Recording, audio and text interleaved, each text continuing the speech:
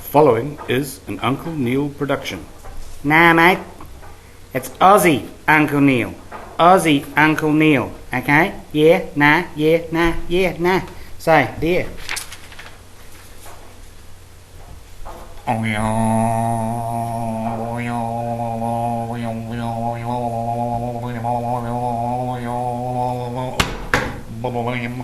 G'day, cobbers. G'day, g'day, g'day. Aussie Uncle Neal here. Got the sunnies, got the hat. Dream world, dream world. Got my pointer. Bit of a jandle, or as that's what you boys call it. I call it a thong. Okay? Flip flop. And we're going to learn about spatial patterns. Gold Coast. Gold Coast. Okay? That's the way we say it over here, isn't it? Gold Coast, as you people say. Gold Coast. Okay? So, spatial patterns. Now, I'm aware that Uncle Neal, the great Uncle Neal, even though he's a Kiwi, said to you guys all the things you need to know about Rotorua. But he doesn't know the Gold Coast like Aussie Uncle Neal. So, I'm going to teach you what's what. Here, right now, let's start, okay? First thing you've got to do is get the coastline right. Much the same as you did with Rotorua. So it comes up, does a little bit of that, disappears up here, does a bit of that, and then carries on up. Okay? That's the way it looks. Oh, actually, just about left out a little bit there like that. Okay? So, that's our coastline. Sweet. Much the same as Rotorua, the Gold Coast has its own airport, its own regional airport, but it's also an international airport, just like Rotorua. So you can fly straight in, and it's the gateway to the beautiful Gold Coast. Alright, and it's down here at Coolangatta. Okay? So infrastructure, put a little red dot, and go Coolangatta Airport. Bang! Beautiful. Okay? Next thing you've got to learn, the Gold Coast Highway. The Gold Coast Highway. What a great drive.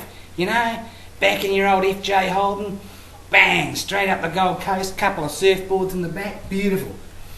Gold Coast Highway runs up here, gets to that little peninsula there, and does a bit of a shifty. Okay? That's the Gold Coast Highway. It's GCH. Next thing, Pacific Highway. Runs all the way through. Big motorway, runs down to New South Wales. Okay, down here. Right, got that on. So, put a couple of that on there. Major roads. Major roads. Got to have the major roads on your map, otherwise it's not part of the infrastructure. Okay, I'll shift over this side so you can see me and the map. Double in your pleasure. Okay, we got the airport, we got the major roads on. Okay, that highway actually keeps on running too. Alright, so we call that Pacific Highway. In fact, I'll put Pacific Highway down there.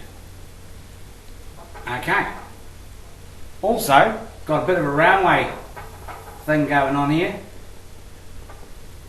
If you keep going that way, you end up in Brisbane. Not a bad place, you know, if you're a Broncos fan, that sort of thing. Prefer the Gold Coast though, myself. Anyway, so we've got a railway, we got the Gold Coast Highway, we've got the Pacific Highway, okay?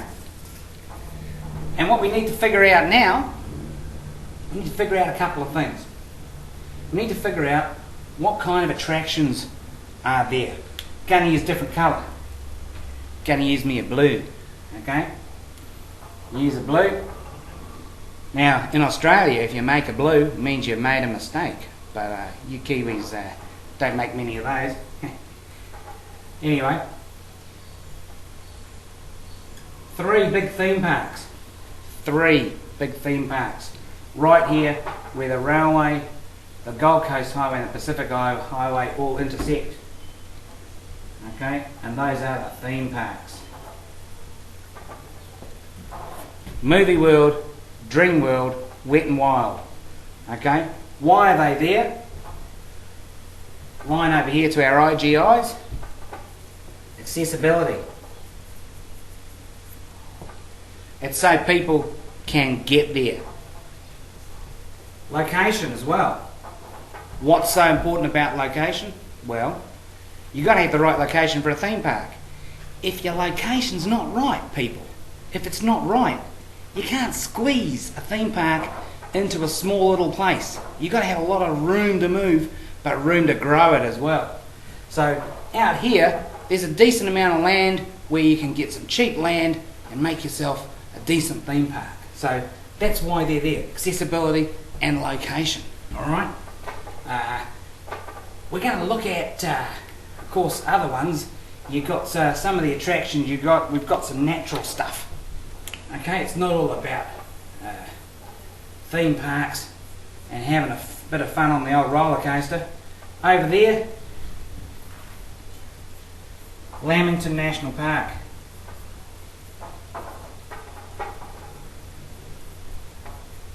Now, Lamington National Park is not to be confused with Lamington cake, which has got cream and coconut on the outside of it. Okay, there's no cream and there's no coconut in this park, I can tell you that much. But it's good natural stuff, rainforests, bushwalks, waterfalls, rivers, ecotourism, all that sort of stuff. Lamington National Park, natural primary attraction. Again, why is it a primary attraction? Because you can't move a national park. You can't go, oh, I don't want it here, I want to stick it up in Brizzy and just take it up there. It's got to be where it is because nature made it that way. Okay?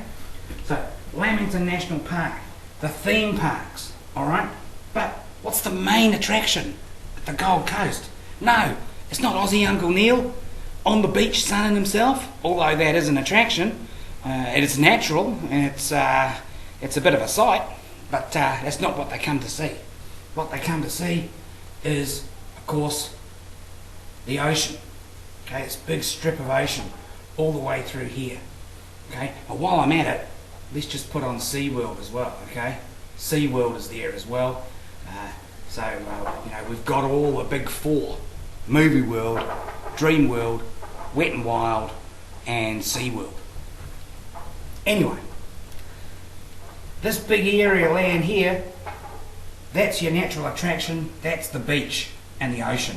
Okay, and I'll write that in there: beach and ocean. All right. Primary attraction, the beach. Primary attraction, the national park. Secondary attractions, the theme parks, and other things like the shopping, etc. You also got Corumbrun, which is down this way, which is like a wildlife park if you've never been there. Alright? You can hold snakes and go swimming with crocodiles and all that sort of stuff. Okay, anyway. So we've got our attractions, we know where they are. We've got our infrastructure, sort of. We're going to go back to infrastructure. Let's think about it for a second. Okay, we're going to look at the different areas in the Gold Coast. Okay, so if we go to accommodation, for example, okay, you've got high rises, you've got smaller low rise, and then you've got residential housing. Okay, your residential housing has got the little chimney on it with the smoke going up there. Of course, you don't need a chimney in the Gold Coast. It's 25 degrees all year round. It's beautiful. Anyway, what you find is you've got these zones, okay, on the waterfront, back from the waterfront, and inland. Okay, so I'm going to use the old black pen now. Okay, the all black pen. Bit of a Rugby World Cup joke there. So you have an area of land here which is industrial. Okay, and we'll write that in there, industrial. You've got an area of land beside that, that's your retail and residential. Alright, inside here, around in here, you got your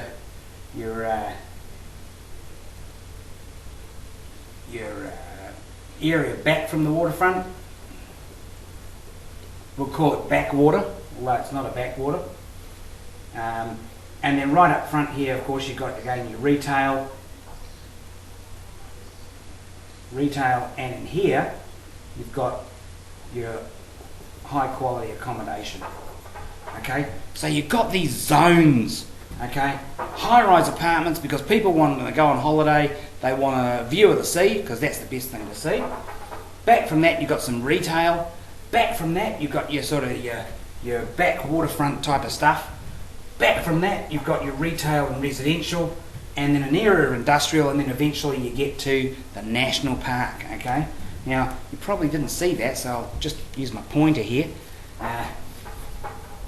Accommodation, okay, in zones, along with your retail. So that's your accommodation and land use. All right.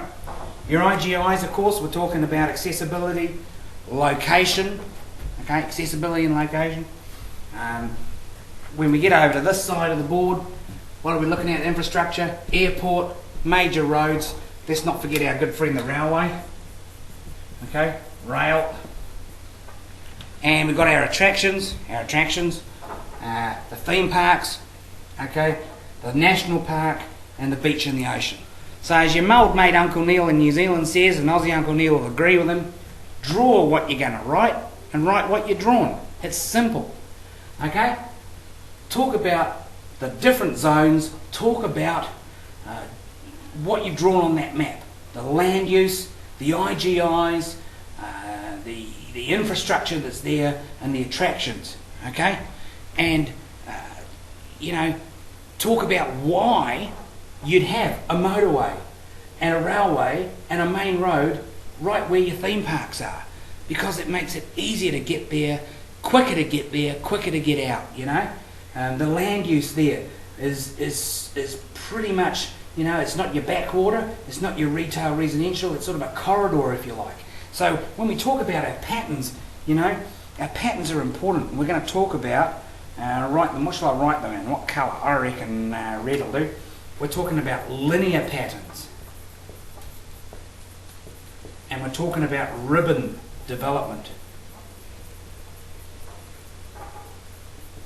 Alright, so the Gold Coast has formed into a linear pattern of infrastructure, attractions, accommodation, land use, and again, what is this stuff? This is clustering. Okay, and other stuff is dispersed. All right, we've got some other stuff that's dispersed.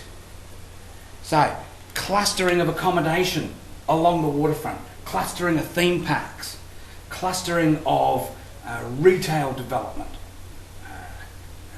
dispersal of natural attractions through the national park. All right, so you need to watch this 3 times, okay? 3. All right, and then it goes from here right in the middle and here, and that's where you need it when you're in the exam. Well, I'm gonna hang on a second. I'm gonna pack up my old trusty didgeridoo. Actually, I could probably put my whiteboard markers in there. There we go. Got my markers in there. Beautiful. That's a place for them. Pack up my didgeridoo. Pack up my jandal, as you call it, back in old Kiwi land. And time for Aussie Uncle Neal to hit the road. I'll catch you some other time, eh? G'day, cobbers.